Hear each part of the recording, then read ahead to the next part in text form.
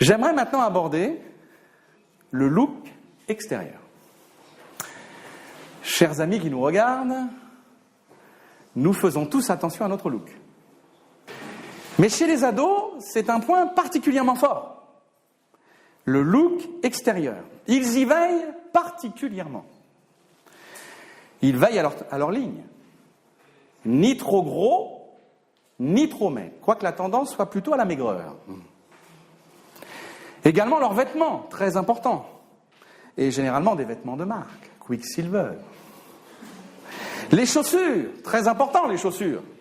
De marque également, Converse, Vans. La coiffure, essentielle.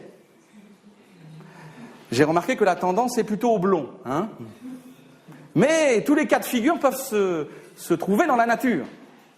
En tout cas, la coiffure est un élément essentiel. J'ai 5 enfants. Et je peux vous dire que j'ai 2 adotes et que la coiffure, ça prend du temps dans la salle de bain. Surtout quand c'est votre heure de passer à la salle de bain. Également, le maquillage. Très tôt, les filles se maquillent. De plus en plus tôt, les adotes se maquillent. Et puis, tous les accessoires. De marque.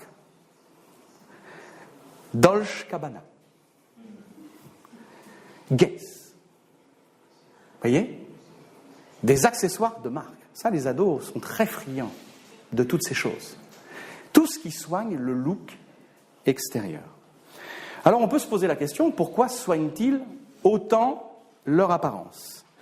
D'abord parce qu'ils camouflent un certain mal-être. Pas chez tous. Mais chez certains, il y a un mal-être à cause de l'adolescence, à cause de cette transition entre l'âge d'enfant et l'âge adulte. Et ce mal-être, ils essayent de le camoufler par des beaux habits, par un maquillage, par des belles coiffures.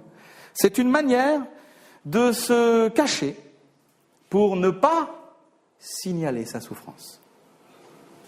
Ça sert à ça, le look extérieur chez les ados. Également, le look extérieur sert pour intégrer un groupe. Vous le savez, que la tenue pour intégrer un groupe est essentielle, surtout chez les ados, dans les collèges. Selon votre tenue, vous entrez ou vous n'entrez pas dans un groupe.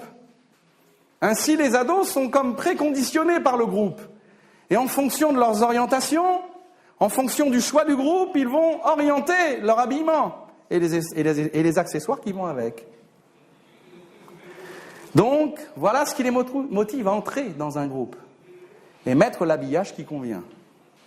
Également, ce qui est important pour eux, au travers de l'habit, c'est de construire leur identité physique. Et ça, ils n'en sont pas toujours conscients, mais ils bâtissent leur identité physique. Il faut comprendre qu'à cet âge, il y a certaines disgrâces physiques.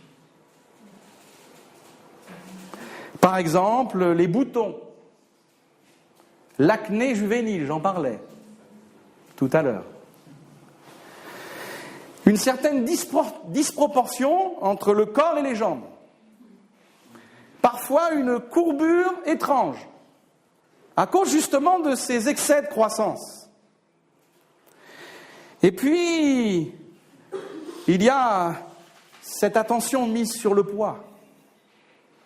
Voilà, extrême maigreur, à cause de problèmes, des fois des pathologies, des anorexies, de la boulimie, courant chez les ados.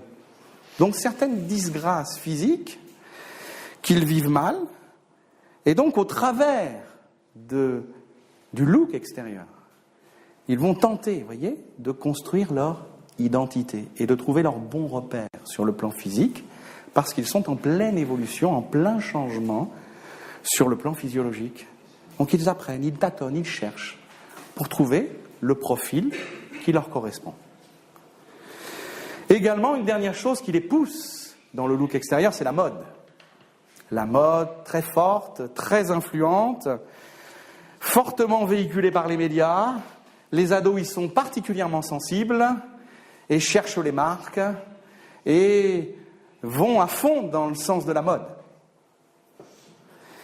Maintenant, la question, c'est de se poser comment les accompagner et les aider pour trouver un équilibre. D'abord, j'aimerais dire qu'il ne faut pas se braquer contre ces choses. Elles sont normales et ils en ont besoin pour bâtir leur identité physique. Mais en même temps, il faut réguler et ne pas tomber dans l'exagération. Ni les juger, ni trop les encourager.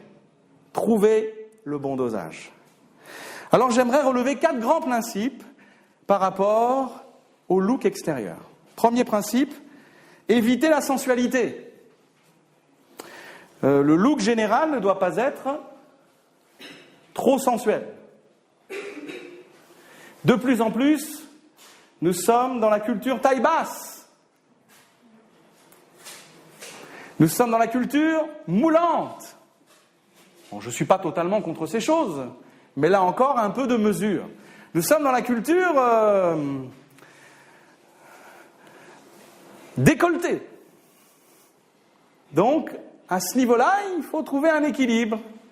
Et il faut faire comprendre aux ados que leur silhouette peut avoir des incidences sur les autres. Vous voyez, un décolleté un peu trop échancré peut créer des choses, particulièrement au collège. Un habit trop moulant peut provoquer des pulsions chez les gars. Et puis, une jupe trop courte peut faire fabuler. Donc, il faut trouver cet équilibre au niveau de la sensualité. Oui, belle, beau, mais pas sensuel. Deuxième principe, éviter l'excentricité. Le look général ne doit pas être trop excentrique. Original, oui, bien sûr, mais pas trop excentrique. Et parfois, au travers de groupes, il y a des vêtements bizarroïdes. Les émos ont des vêtements bizarroïdes. Les hard rockers ont des vêtements bizarroïdes. Les babacool aussi ont des vêtements bizarroïdes. Alors, un peu d'originalité, c'est bien, mais pas trop non plus. Parce que les encourager dans cette excentricité, c'est les encourager à intégrer un groupe et peut-être les ancrer dans quelque chose qui va les détruire. Donc il faut de la mesure, de l'originalité, mais pas trop d'excentricité, pour éviter l'ancrage dans le groupe trop important. Il faut éviter également un look trop adulte. Particulièrement les jeunes filles aiment s'habiller comme les adultes. Et je suis étonné de voir qu'à l'entrée des collèges, les ados, on dirait des femmes, avec des tailleurs, avec des vêtements profondément masculins, plutôt des vêtements profondément adultes. Alors je dirais que pour certaines occasions, il faut accepter d'être un peu adulte, et puis pour d'autres occasions, il faut accepter d'avoir son âge. Voilà, et d'être un ado. Donc là aussi, il faut trouver un équilibre. Je pense que les habits quotidiens, il faut des habits normaux, des habits de leur âge. Et puis pour les grandes occasions, on peut s'améliorer. Vous voyez ? Le dimanche à l'église, pourquoi pas ? Faire un peu mieux que d'habitude. Et accepter un look un peu plus adulte. Vous voyez ? Mais il faut qu'ils restent dans leur âge. Il ne faut pas brûler les étapes. Voilà. Il faut trouver un habit qui convient à leur âge. Pour terminer ce point, à propos des 4 grands principes qui vont nous aider à réguler le look extérieur, il faut éviter la morbidité de plus en plus. Il y a des habits avec des têtes de mort, avec des cercueils, avec des squelettes.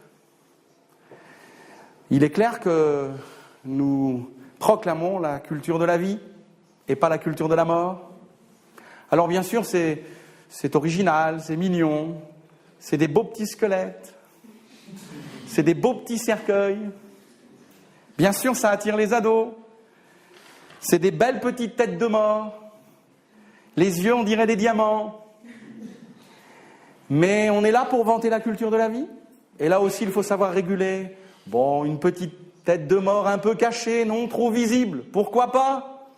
Mais si les choses sont clairement affichées, évitons tout ce qui touche à la morbidité, sachant que les ados ont une tendance à s'intéresser à la mort, à avoir un mal-être. Et donc il faut veiller à les garder dans la culture de la vie. Ça, c'était le look extérieur.